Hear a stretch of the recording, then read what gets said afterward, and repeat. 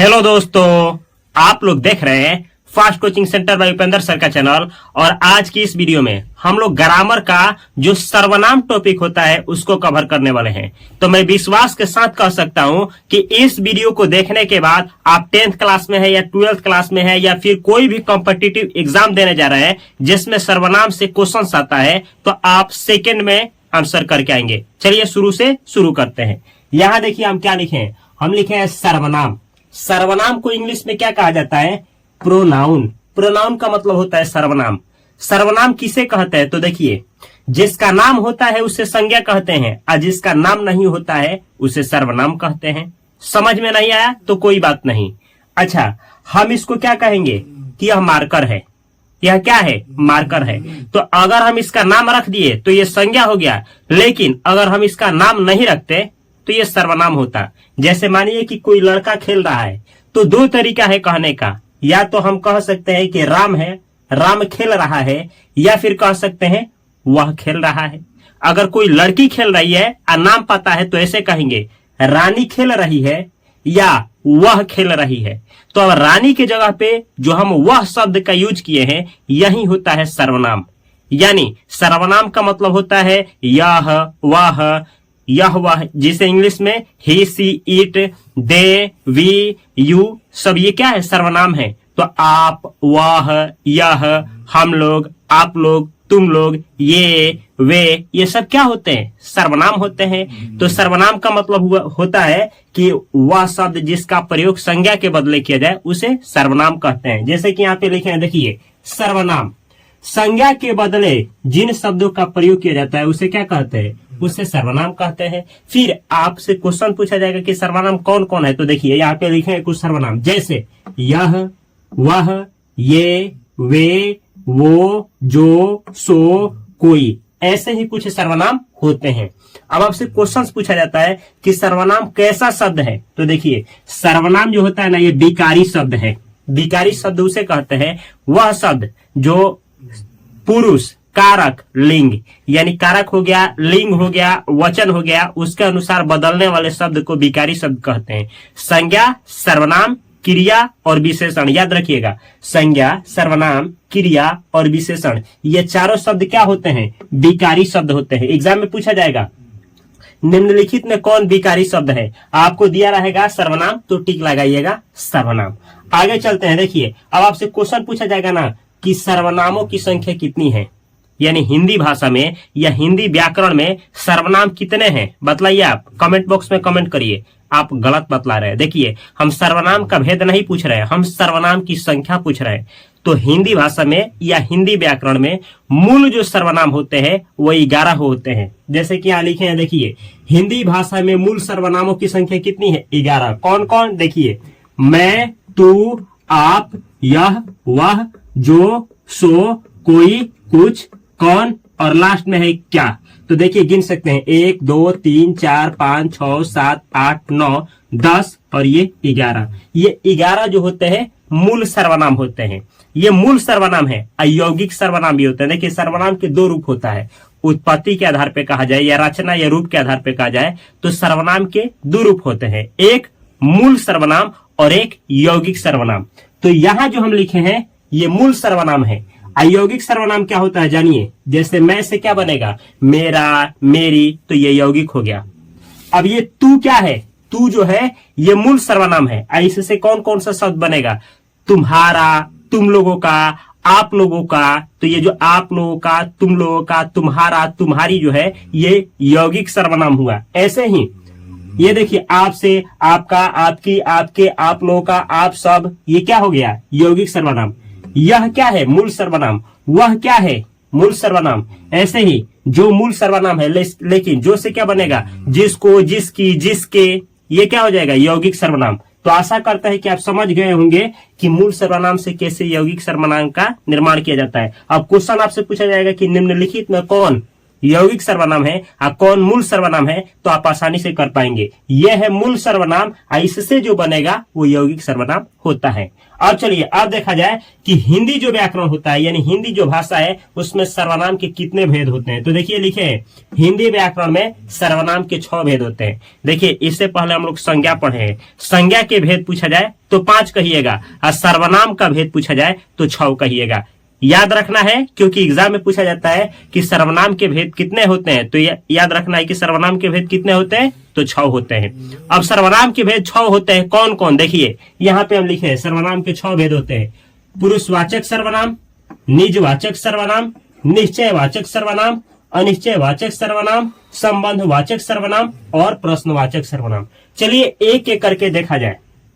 1 2 3 4 5 6 ये 6 जो है सर्वनाम के भेद होते हैं। चलिए पहला सर्वनाम देखा जाए पुरुषवाचक सर्वनाम। तो ऐसे आपको नहीं लग रहा है पुरुष, पुरुष का मतलब क्या, मेल नहीं। देखिए इस सर्वनाम में पुरुष का मतलब होता है मेल और फीमेल दोनों।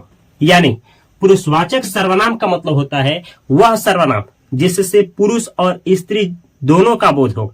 यानी देखिए पुरुषवाचक सर्वनाम जब भी पूछा जाएगा तो आप ऐसे बोलेंगे, वह सर्वनाम जिसका प्रयोग बोलने वाला, सुनने वाला और जिसके बारे में कहा जाए उसका तीनों का बोध हो या तीनों में से किसी एक का बोध हो, उसे पुरुषवाचक सर्वनाम कहते हैं। एक बार और, वह सर्वनाम जिसका प्रयोग बोलने वाला, सुनने वाला तथा जिसके बारे में कहा जाए उसके लिए प्रयोग हो, उसे कहते हैं पुरुषवाचक सर्वनाम। जैसे ऐसे समझिए, मैं बोल रहा हूं तो मैं भी सर्वनाम हूं। आप लोग श्रोता है, आप लोग सुन रहे हैं तो आप लोग भी क्या है, आप लोग भी सर्वनाम है। हम किसी टॉपिक के, किसी व्यक्ति के बारे में अगर बोल रहे हैं तो वो भी क्या है, सर्वनाम है। यानी सर्वनाम के, पुरुषवाचक सर्वनाम के 3 भेद होते हैं। एक बार और, पुरुषवाचक सर्वनाम का मतलब होता है वह सर्वनाम जिसका प्रयोग बोलने वाले के लिए, किसके लिए, जो बोलता है, जिसे वक्ता कहा जाता है। बोलने वाले को वक्ता, सुनने वाले को श्रोता और जिसके बारे में कहा जाता है उसे अन्य बोला जाता है। तो जैसे देखिए, वह सर्वनाम जिसका प्रयोग बोलने वाला यानी वक्ता के लिए या श्रोता सुनने वाले के लिए या अन्य जिसके बारे में बात हो रहा हो उसके लिए प्रयोग किया जाए, उसे कहा जाता है पुरुषवाचक सर्वनाम। यानी ये देखिए, पुरुषवाचक सर्वनाम का मतलब होता है जो बोल रहा है वो पुरुषवाचक सर्वनाम है, जो वहां पे सुन रहा है वो भी पुरुषवाचक सर्वनाम है, और जिसके बारे में बात हो रही है वो भी पुरुषवाचक सर्वनाम है। और पुरुषवाचक सर्वनाम के 3 भेद होते हैं। 3 भेद कौन कौन, जो बोल रहा है वो, और जो सुन रहा है वो, और जिसके बारे में बात हो रही है वो। 3 हुआ। तो देखिए यहाँ पे लिखे हैं प्रथम पुरुष। पुरुषवाचक सर्वनाम के 3 भेद, प्रथम पुरुष, मध्यम पुरुष, अन्य पुरुष। अब समझना है, जो बोलता है वह सर्वनाम जिसका प्रयोग बोलने वाले के लिए किया जाता है उसे कहा जाता है प्रथम पुरुष। जैसे मैं पढ़ा रहा हूं, मैं, तो मैं क्या हुआ, प्रथम पुरुष। या हम, मैं और हम, ये क्या होता है, प्रथम पुरुष होता है। मैं और हम, मैं पढ़ा रहा हूं, हम पढ़ा रहे हैं, तो मैं और हम प्रथम पुरुष। सेम ऐसे ही जो सुनता है उसे कहा जाता है क्या चीज, मध्यम पुरुष। मध्यम पुरुष का मतलब होता है वह सर्वनाम जिसका प्रयोग सुनने वाले यानी श्रोता के लिए किया जाए उसे कहा जाता है मध्यम पुरुष। जैसे आप या आप लोग या तुम या तुम लोग या तू या तुम सब या आप सब, ये जितना भी शब्द बोले ये क्या है, मध्यम पुरुष है। अब चलते हैं अन्य पुरुष। अन्य पुरुष का मतलब क्या हुआ, जिसके बारे में बात हो, यानी ऐसा सर्वनाम जिसका प्रयोग जिसके बारे में बात हो उसके लिए किया जाए उसे कहा जाता है अन्य पुरुष। जैसे वो, वह, जैसे मैं आपसे बोलूं कि वह बाजार जा रहा था, तो मैं बोला हूं तो मैं क्या हूं, इसमें सेंटेंस में, इस वाक्य में मैं क्या हुआ, प्रथम पुरुष। आपसे बोला हूं तो आप क्या हुए, मध्यम पुरुष। किसके बारे में बात हो रही है, वह बाजार जा रहा था, तो इस वाक्य में वह जो आया है यह है आपका अन्य पुरुष। तो इस तरीके से पुरुषवाचक सर्वनाम के 3 भेद होते हैं, प्रथम पुरुष, मध्यम पुरुष, अन्य पुरुष। अब देखिए याद रखिएगा, मैं और हम क्या, कौन सा पुरुष है, प्रथम पुरुष। एग्जाम में दे देता है। आप हो गया, आप लोग हो गया, तुम हो गया, तुम लोग हो गया, तुम सब हो गया, आप सब हो गया, जो इससे बना है सारे शब्द कौन से पुरुष हैं, मध्यम पुरुष। आइए देखिए, वह हो गया, वे हो गया, वे लोग हो गया, ये सब आते हैं अन्य पुरुष में। जैसे इस तरीके से देखिए, पूछने का तरीका क्या है, या तो आपको एक शब्द डायरेक्ट दे देगा, आप पूछेगा कौन सा सर्वनाम है, या एक वाक्य देगा आपको, वाक्य, अब बोलेगा ना कि कौन सा सर्वनाम है। तो अगर आपसे दे दिया जाए मैं, हम, आप, वह, वे, तो ये कौन सा सर्वनाम लगाना है, पुरुषवाचक सर्वनाम लगाना है। अगर वाक्य दे दे, जैसे राम खेलता है, तो राम खेलता है में आप ही बतलाइए, राम खेलता है में, यहाँ पे ये तो संज्ञा है, इसके जगह पे वह लगा देगा। अब आपसे बोलेगा वह खेलता है, बोलिए कौन सा सर्वनाम है? तो वह खेलता है, किसका बोध हो रहा है? वह का ना। तो वह क्या होता है? पुरुष के लिए आता है, तो ये हुआ आपका पुरुषवाचक सर्वनाम। यहाँ पे ऐसे भी हो सकता है, वह खेलती है, तभी भी क्या होगा? पुरुषवाचक सर्वनाम। वह का प्रयोग मेल फीमेल दोनों के लिए होता है, तो ऐसा नहीं है कि पुरुषवाचक सर्वनाम और स्त्रीवाचक सर्वनाम हो, नहीं, पुरुष और स्त्री दोनों के लिए होता है पुरुषवाचक सर्वनाम। यह है पहला भेद। अब देखिए दूसरा होता है निजवाचक सर्वनाम। निजवाचक सर्वनाम क्या होता है? देखिए, वह सर्वनाम जिससे यह बोध हो कि कर्ता अपना काम स्वयं करता हो, उसे ही कहा जाता है पुरुषवाचक सर्वनाम। यानी ऐसा वाक्य से अगर दे दिया जाए तो ऐसा वाक्य जिसमें यह बात किया गया हो कि कर्ता जो है, कर्ता किसे कहते हैं? जो क्रिया को करता है। तो जब कर्ता जो है अपना काम खुद से ही कर रहा है, उसे कहेंगे निजवाचक सर्वनाम। पहचानने के लिए तरीका क्या है कि आपको वाक्य में कुछ शब्द मिलेंगे, जैसे स्वयं, स्वयं यानी स्वयं, खुद या खुद से, या अपने आप। जैसे आपसे पूछा जाएगा ऐसे, स्वयं कौन सा सर्वनाम है? ये टिक मारने के लिए आएगा, तो कौन सा है? निजवाचक सर्वनाम। खुद कौन सा सर्वनाम है? तो टिक देने के लिए आएगा, तो निजवाचक सर्वनाम। अपने आप कौन सा सर्वनाम है? तो निजवाचक सर्वनाम। अब आपको वाक्य देगा, आप पूछेगा कि कौन सा सर्वनाम है, जैसे मैं आप ही लिखूंगा। अब वाक्य को समझना है, वाक्य को समझना है कि बोल क्या रहा है। बोल रहा है मैं आप ही लिखूंगा, इसका मतलब ये हुआ, इस वाक्य से ये बोध हो रहा है कि ये वाक्य कह रहा है कि मैं खुद से ही लिखूंगा, मैं अपने आप ही लिखूंगा। तो देखिए, जब वाक्य में ये बोध हो कि कर्ता खुद से ही अपना काम कर रहा है, तो कौन सा सर्वनाम होता है? निजवाचक सर्वनाम। तो इस वाक्य में कौन सा सर्वनाम हुआ? निजवाचक सर्वनाम। एक और वाक्य लेते हैं, वह स्वयं पढ़ती है। देखिए, वह, अच्छा, पढ़ने का काम कौन करती है? वह। तो वह जो है ना, वह खुद से ही कार्य कर रही है, किसी और से नहीं करवा रही है, यानी पढ़ने का काम वह खुद से ही कर रही है। और जब कर्ता कोई काम खुद से करे, तो उस वाक्य में कौन सा सर्वनाम होता है? निजवाचक सर्वनाम।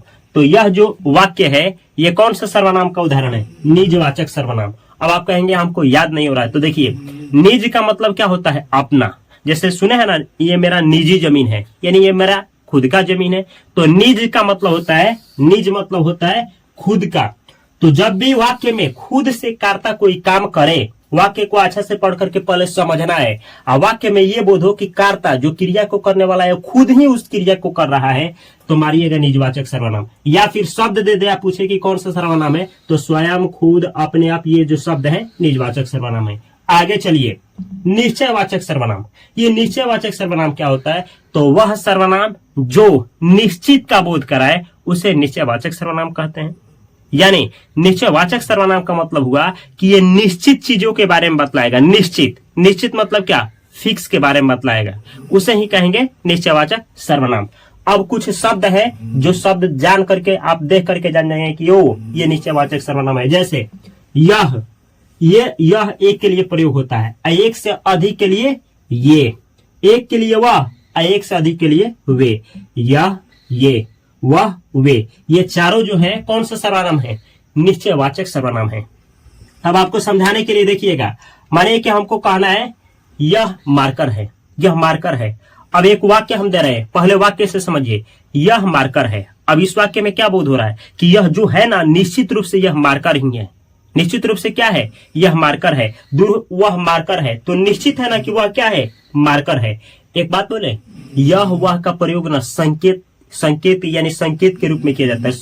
सांकेतिक भाषा के लिए, संकेत जब करना हो, सांकेतिक भाषा के लिए करना हो, संकेत करके बतलाना हो कि यह है चाहे वह है, तो उसमें समझिए कि निश्चयवाचक सर्वनाम है। यानी निश्चयवाचक सर्वनाम का दूसरा रूप, हम आपसे पूछे निश्चयवाचक सर्वनाम का दूसरा नाम क्या है? तो संकेतवाचक सर्वनाम। संकेतवाचक सर्वनाम, निश्चयवाचक सर्वनाम एक ही है, समझे? अब पहचान क्या है? जिस वाक्य में यह, ये, वह, वे आ गया, तो समझिएगा कि निश्चयवाचक सर्वनाम है। या फिर वाक्य को पढ़िएगा और वाक्य में निश्चित का बोध हो रहा है, तो समझिएगा निश्चयवाचक सर्वनाम है। जैसे यह एक कलम है, अब बोला गया है यह एक कलम है, तो निश्चित है ना कि वह कलम ही है, दूसरा कुछ नहीं है। या फिर वह एक कलम है, वह एक कलम है, तो निश्चित है ना कि वह क्या है? एक कलम ही है, दूसरा कुछ नहीं है। ये कलमे हैं, मतलब मानिए कि एक से अधिक कोई चीज है पास में, या कलम है, तो हम कहेंगे ये कलमे है, तो निश्चित है कि ये कलमे है, पेंसिल नहीं है। ऐसे ही वे कलमे हैं, तो निश्चित है कि वे क्या है? कलमे हैं। सब मिला जुला करके यह, वह, ये, वे जिस वाक्य में दिख जाए तो आप समझिएगा कि ये निश्चयवाचक ही सर्वनाम है। यह, वह, ये, वे, ये चार होते हैं निश्चयवाचक सर्वनाम। समझे? तो वाक्य में अगर निश्चित का बोध हुआ तो समझिएगा कि निश्चयवाचक सर्वनाम है। आगे देखिए, अनिश्चयवाचक सर्वनाम, तो वैसा सर्वनाम जिससे अनिश्चित का बोध हो उसे अनिश्चयवाचक सर्वनाम कहते हैं। इनकी संख्या कितनी है? 2 है। देखिए, अनिश्चयवाचक सर्वनाम की संख्या 2 है। कोई, कुछ, कोई, कुछ, याद रखिएगा, कोई, कुछ कौन सा सर्वनाम है? अनिश्चयवाचक सर्वनाम। आपसे ऐसे पूछा जाएगा, निम्नलिखित में कौन अनिश्चयवाचक सर्वनाम है? दिया रहेगा कोई, ऑप्शन नंबर बी कुछ, ऑप्शन नंबर सी ए और बी, ऑप्शन नंबर डी इनमें से कोई नहीं। तो आंसर क्या होगा? ए और बी, यानी कोई, कुछ। कोई, कुछ क्या होता है? अनिश्चयवाचक सर्वनाम। जैसे एक तो है कि आपसे पूछेगा कि कोई कौन सा सर्वनाम है, तो कोई का मतलब क्या? अनिश्चय का बोध होगा। कुछ कौन सा सर्वनाम है, तो कुछ का मतलब क्या? अनिश्चय का बोध होगा। कोई, कुछ कौन सा सर्वनाम हुआ? अनिश्चयवाचक सर्वनाम। ऐसे, या फिर आपको सेंटेंस देगा, पूछेगा कौन सा सर्वनाम है। जैसे देखिए, जिस वाक्य से ये बोध हो, अनिश्चय का बोध हो, अनिश्चय का, समझिएगा कि अनिश्चयवाचक सर्वनाम है। या फिर जिस वाक्य में कोई या कुछ आ जाए तो समझिएगा कि अनिश्चयवाचक सर्वनाम है। जैसे यहां देखिएगा, आपको कोई बुला रहा है। वाक्य को समझिए पहले, आपको कोई बुला रहा है। क्या इस वाक्य से ये पता चल रहा है कि कौन बुला रहा है? नहीं ना। आपको कोई बुला रहा है तो पता ही नहीं चल रहा है कि कौन बुला रहा है। इसका मतलब ये कौन सा सर्वनाम हुआ? अनिश्चयवाचक सर्वनाम। पहला पहचानिए कि वाक्य से अनिश्चय का बोध होगा। और दूसरा क्या? देखिए, इस वाक्य में कोई आ भी गया है। एक और उदाहरण लेते हैं, कुछ भीख दे दो। अब क्या मांगा जा रहा है? कुछ पता चल रहा है, कुछ भीख दे दो। भाई, आटा, चावल, गेहूं जो देना है दे दो, कुछ भीख दे दो। कुछ मतलब क्या? अनिश्चय का बोध हुआ है। इस वाक्य में अनिश्चय का बोध हुआ है, इसलिए यह जो वाक्य है अनिश्चयवाचक सर्वनाम का उदाहरण है। या फिर आप ऐसे भी देख सकते हैं कि देखिए ना, कुछ इसमें आया है, यानी वाक्य को पहले पढ़ना है और समझना है। अगर उस वाक्य से अनिश्चित का बोध हो रहा है तो आप टिक लगाएंगे अनिश्चयवाचक सर्वनाम। या फिर उस वाक्य में आपको 2 शब्द कोई या कुछ दिख गया तो समझ जाना है कि वो अनिश्चयवाचक सर्वनाम है। आगे देखिए, संबंधवाचक सर्वनाम। अब ये संबंधवाचक सर्वनाम क्या है? तो वह सर्वनाम जो एक शब्द का, देखिए, वह सर्वनाम जो एक शब्द का संबंध दूसरे शब्द से या एक वाक्य का संबंध दूसरे वाक्य से बताए, उसे बोलते हैं संबंधवाचक सर्वनाम। देखिए एक बार और, इसमें होता क्या है? एक शब्द का संबंध दूसरे से या एक वाक्य का संबंध दूसरे वाक्य से बतलाया जाता है, उसे ही कहा जाता है संबंधवाचक सर्वनाम। इसका पहचान क्या है? कि वाक्य में जो आएगा, अब जो जिससे इसी से बना है, सो या फिर वो या फिर वह। उदाहरण लेंगे तो समझ में आएगा। जैसे जो बोएगा वो काटेगा। देखिए, ये जो है जो, आइए देखिए वो है वो। तो इसमें देखिए ना, जो बोएगा एक वाक्य ये है और वो काटेगा दूसरा वाक्य। तो वाक्य से संबंध बतलाया गया है। ये कौन सा सर्वनाम हुआ? ये हुआ संबंधवाचक सर्वनाम। जो बोएगा वो काटेगा। दूसरा हम लेते हैं, जो मेहनत करेगा वो सफल होगा। एक वाक्य ये है, एक वाक्य ये है। दोनों को जोड़ने के लिए क्या आया है? जो, सो। तो जब भी 2 वाक्यों को जोड़ने के लिए या 2 शब्दों को जोड़ने के लिए जो, सो का प्रयोग किया जाए, समझिएगा कि संबंधवाचक सर्वनाम है। या फिर 2 सेंटेंस को जोड़ने का काम करता है संबंधवाचक सर्वनाम। एक और उदाहरण लेते हैं, जो खेल रहा है वो मेरा भाई है। अच्छा, मतलब ये संबंध बतलाया गया ना, मेरा से संबंध बतलाया गया है, जो खेल रहा है उससे। जो गया है वो अभी तक नहीं आया है। कौन सा सर्वनाम है? तो संबंधवाचक सर्वनाम। ऐसे ही वह जो पुस्तक है वो आपका है। अब देखिए, जो पुस्तक है ना, उसका संबंध किससे है? आपसे। तो इसमें क्या होता है? संबंधवाचक सर्वनाम में एक वाक्य का संबंध दूसरे से या एक शब्द का संबंध दूसरे से या किसी इंसान का संबंध किसी व्यक्ति वस्तु से बतलाया जाता है, उसे ही कहते हैं संबंधवाचक सर्वनाम। आगे देखिए, प्रश्नवाचक सर्वनाम। प्रश्नवाचक सर्वनाम का मतलब क्या हुआ? ऐसा सर्वनाम जिसका प्रयोग प्रश्न करने के लिए किया जाए। प्रश्न करने का मतलब होता है प्रश्न को करना, यानी पूछना।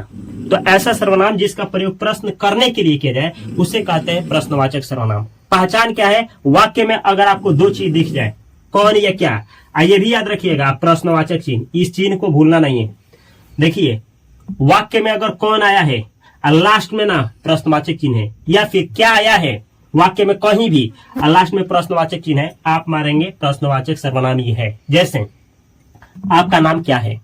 आपका नाम क्या है? तो देखिए आपका नाम क्या है, पहले तो इस वाक्य को समझिए। आपका नाम क्या है? तो इसमें क्या किया गया है, प्रश्न को पूछा गया है। पहला प्रश्न पूछा गया, दूसरा देखिए ना, ये प्रश्नवाचक चिन्ह है। तो ये देखते ही जान गए कि यह कौन सा सर्वनाम है, प्रश्नवाचक सर्वनाम है। कौन जा रहा है, वाक्य को समझिए, कौन जा रहा है। आपको नहीं लग रहा है कि इस वाक्य से प्रश्न किया गया है, कौन जा रहा है, यानी प्रश्न पूछा गया है।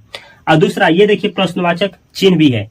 तो ये देखते ही एक तो वाक्य से प्रश्न किया गया है और दूसरा प्रश्नवाचक चिन्ह भी आ गया है, हम समझ जाएंगे कि ये कौन सा सर्वनाम है, प्रश्नवाचक सर्वनाम है। तो प्रश्नवाचक सर्वनाम का मतलब होता है कि जिसमें ऐसे वाक्य जिससे क्या किया गया हो, प्रश्न किया गया हो, लास्ट में प्रश्नवाचक चिन्ह आया हो, कौन क्या आया हो, तो समझ जाना है कि प्रश्नवाचक सर्वनाम है। प्रश्नवाचक सर्वनामों की संख्या कितनी है? 2।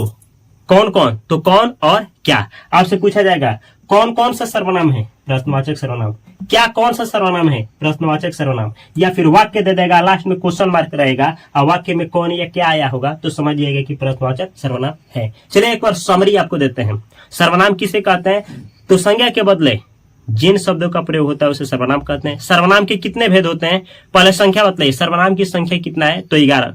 कौन कौन, तो अगर आपसे पूछा जाए कौन कौन सर्वनाम है, तो मैं, तू, आप, यह, वह, जो, सो, कोई, कुछ और कौन, ये 11 सर्वनाम होते हैं। आपसे सर्वनाम का भेद पूछा जाए तो बतलाइएगा 6। कौन कौन, पुरुषवाचक सर्वनाम, देख सकते हैं बोर्ड पे, पुरुषवाचक सर्वनाम, नीचेवाचक सर्वनाम, पुरुषवाचक सर्वनाम, निजवाचक सर्वनाम, नीचेवाचक सर्वनाम, अनिचेवाचक सर्वनाम, संबंधवाचक सर्वनाम और लास्ट में है आपका प्रश्नवाचक सर्वनाम। तो ये होता है सर्वनाम। हम आशा करते हैं कि आपको समझ में आ गया होगा। अगर मेरा प्रयास आप लोगों को अच्छा लग रहा है तो इस चैनल को सब्सक्राइब करके बेल आइकन की घंटी को अवश्य दबाएं और फेसबुक, इंस्टाग्राम, हर एक जगह पे fast coaching centre by Upendra sir की चैनल को या आईडी को फॉलो करना ना भूलें। और यहाँ पे है ग्रामर का। इससे पहले हम आप लोगों को ग्रामर के टॉपिक में जैसे वर्ण विचार, शब्द विचार और भी वर्णों का उच्चारण स्थान और संज्ञा और बहुत सारे टॉपिक को कवर किया गया है। तो इस प्लेलिस्ट को अवश्य देखें। आप 10th क्लास में है या 12th क्लास में है या कोई भी कॉम्पिटिटिव लाइन का एग्जाम देने जा रहे हैं जिसमें ग्रामर से, हिंदी ग्रामर से क्वेश्चन आता है, तो सब कुछ इसमें कवर किया गया इस प्लेलिस्ट में। कॉपी कलम के साथ देखिए, मैं विश्वास दिला सकता हूँ कि आप लोग आसानी से अच्छा स्कोर करेंगे। मैं मिलता हूँ बेहतर कंटेंट के साथ अगली वीडियो में। तब तक के लिए आप सभी को तहे दिल से नमस्कार। Thanks for watching this video. Video अच्छा लगा हो तो इस चैनल को सब्सक्राइब करना और बेल आइकन की घंटी को दबाना न भूलें।